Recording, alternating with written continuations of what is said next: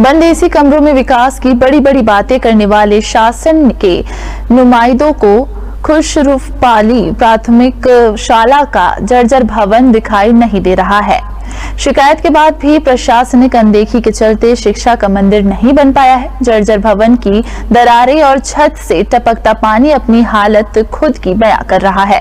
शिक्षा विभाग के गैर जिम्मेदाराना रवैये के चलते विद्यालय समिति के पदाधिकारियों ने स्कूल में तालाबंदी की चेतावनी दी है। हम बात कर रहे हैं पिथौरा ब्लॉक के खुशरूपाली सरकारी प्राथमिक शाला भवन की। जर्जर भवन के चलते प्राथमिक शाला के 50 बच्चे भेड़ बकरियों की तरह अतिरिक्त कक्ष में बैठकर पढ़ाई करने को मजबूर है। शाला में बने अतिरिक्त कक्ष में ही पहली से 5वीं तक की कक्षाएं लगाई जा रही है। इस शाला में मात्र 3 शिक्षक हैं। ग्रामीण पिछले 2-3 सालों में सैकड़ों बार शिकायत कर चुके हैं। इसके बाद भी अब तक ना तो नया भवन बना है और न ही जर्जर भवन की मरम्मत की गई है। आखिर इस खस्ता हालत के लिए जिम्मेदार कौन है? नया विभाग को किसी अनहोनी घटना का इंतजार है।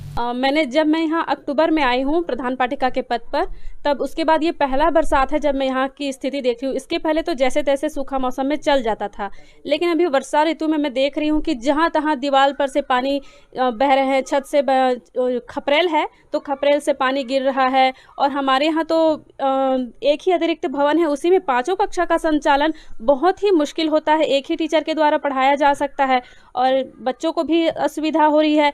अभी जब सूखा है तो कुछ बच्चों को हम जैसे देख रहे हैं हम यहाँ बिठा दिए हैं ताकि 2 टीचर कम से कम पढ़ा सकें, तो बच्चों को भी फिर यहाँ फिर वहाँ आना जाना भी करना पड़ता है। बरसात में बहुत समस्या हो जाती है। कभी बच्चे यहाँ बैठ रहे हैं, कभी वहाँ बैठ रहे हैं, कभी बारिश हो रही है, कभी फिर से वहाँ।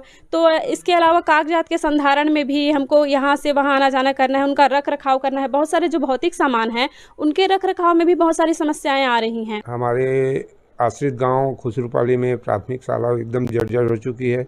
अभी तक कई बार उनके पर प्रयास किया गया, 2-3 साल हो गए विगत, नक्शा खसरा सब दे चुके हैं, उसके बाद भी अभी तक कोई सेंक्शन बिल्डिंग के लिए नहीं हो पाया है।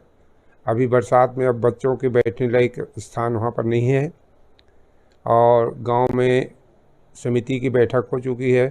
सभी लोग अब तालाबंदी के लिए सोच रहे हैं, तो शासन से मेरा अनुरोध है कि उसके लिए बिल्डिंग के लिए सेंक्शन किया जाए। खपरेली बिल्डिंग है और बच्चे के बैठने लायक, बरसात बिल्कुल जर्जर स्थिति में बरसात में नहीं बैठते बनेगा।